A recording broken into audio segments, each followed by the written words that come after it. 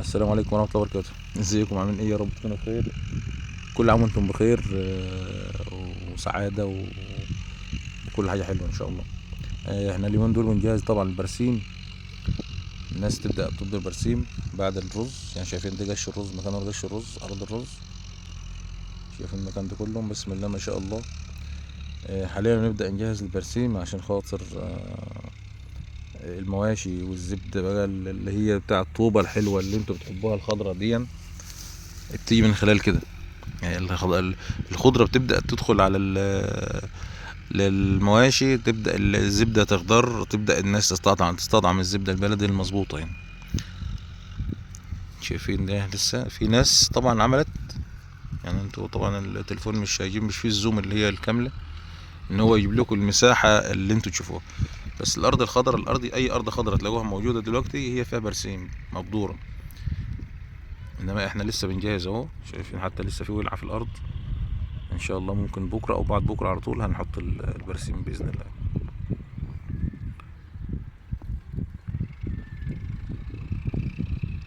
دي بيسموه عند طبعا الفلاحين كلهم بيقول لك ده الربيع.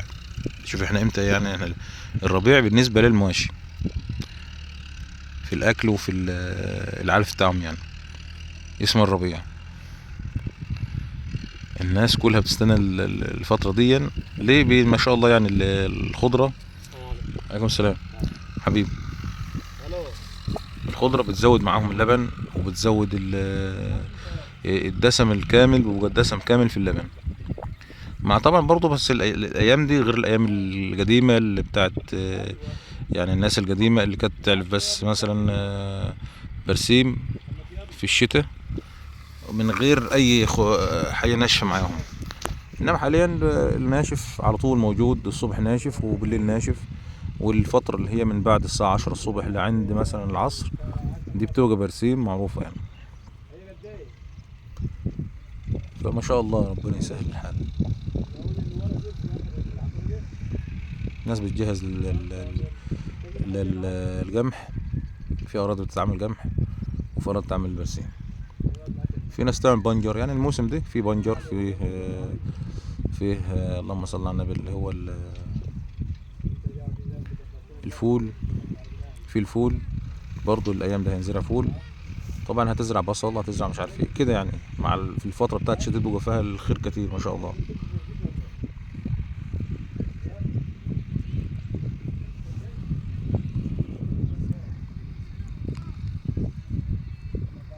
في ناس كتير بتبقى جنب كل مثلا 10 فدادين في مكان واحد، بيكونوا زراعين زي بعض.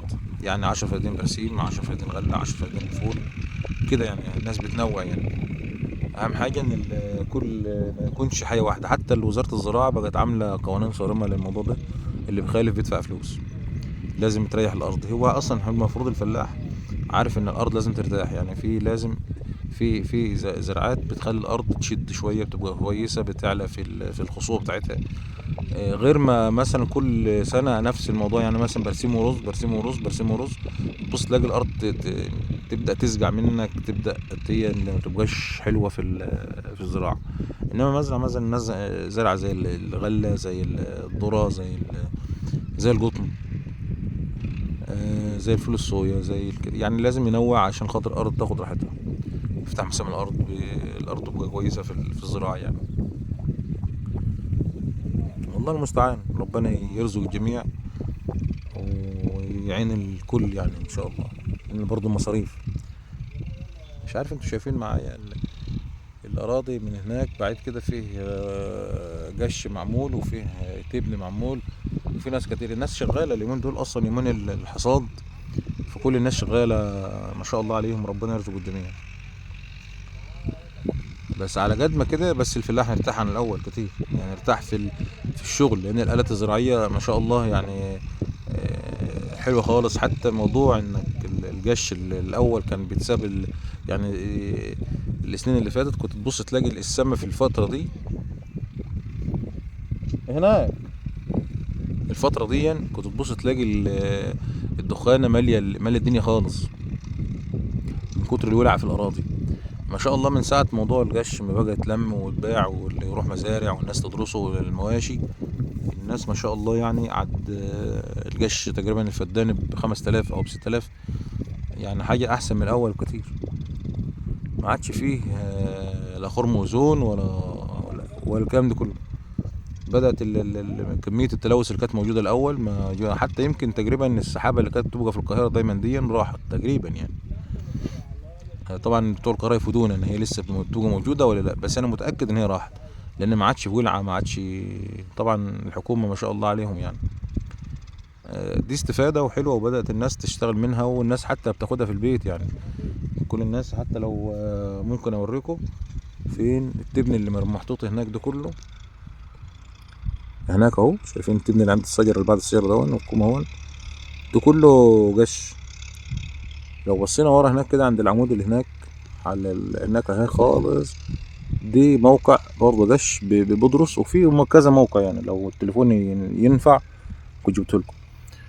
القصد من كده ان بقى فيه استفادة من اي حاجة زراعية بتبقى مزروعة. طبعا الغلة بتبقى معروف ان فيها تبن ابيض بالمواشي، البرسيم بيطلع منها تبن الزريع برضه.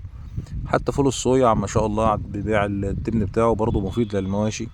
والحاجة الوحيدة اللي كانت بتترمي هي القش يعني. ما شاء الله ما شاء الله، بقت كل الناس شغالة عليه، المزارع حتى عاد بتصدر بره. حتى الفلاحين العاديين عادوا شغالين فيها للمواشي اللي عندها مثلا بهيمة واحدة أو اتنين بيشتغل بيهم برضه. يعني كل حاجة بقت موجودة، وكل حاجة عادت حلوة، وكل حاجة بقت مفيدة بالنسبة للفلاح. يعني مش زي الأول. أنا فدان قش كان الأول، الفدان في القش اللي هو ال71 الرز البلدي اللي هو كان رز اللي كان طولي ده. ما نرمي القش بتاعه كان خسارة. كان يبقى خسارة، لأن طبعا الناس بقت تظبط بيوتها، ما عادش بيحط حد قش على بيته. وما كانش فكرة إن البهائم تاكله دي كان فكرة عقيمة شوية. بس اللي ربنا يصلح حال اللي خلى الناس عملتها. عادوا بيستفادوا منه، وعادوا بيستفادوا من المواشي، بتستفاد منه، بوفر عليهم برضه. فربنا يصلح حال الجميع، ودايما يا رب كده ان شاء الله مواسم الخير موجودة. ادعوا لنا بالصلاح الحال، وان ربنا يعيننا ويقوينا على حالنا وارزاقنا، ويرزق الجميع ان شاء الله. مش تنسوا اللايك والاشتراك في القناة. السلام عليكم ورحمة الله وبركاته.